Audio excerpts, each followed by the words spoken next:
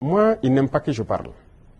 On trouve que je parle trop et tout, pour que je me taise, pour que eux ils parlent et que leur version passe. Non. Moi, mon plus grand regret, c'est d'avoir passé une bonne partie de ma jeunesse à écouter des radios comme RFI, France 24. J'ai été dans des pays où ces radios étaient fermées. Mais on prenait des applications, on enregistre leur journal pour écouter. Mais à partir d'un moment, il y a un déclic. Et je commence à comprendre qu'ils conditionnent nos cerveaux pour accepter ce qu'eux ils veulent. C'est leur narratif qu'ils veulent qu'on apprenne. Et depuis ce temps, moi je commence à faire la part des choses et j'ai compris que c'est très dangereux ce qu'ils font.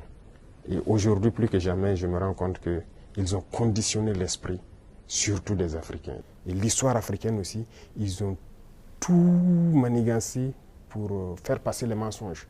Et ça fait que les jeunes Africains, certains ne connaissent même pas l'histoire de l'Afrique. Qu'est-ce que l'Afrique a fait? Certains ne savent même pas que nos grands-parents ont combattu, ont été mis à l'avant comme chair à canon. Et au retour, ils les ont tués comme des animaux.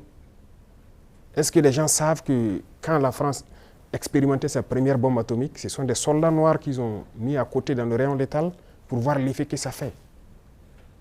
Sortons les archives.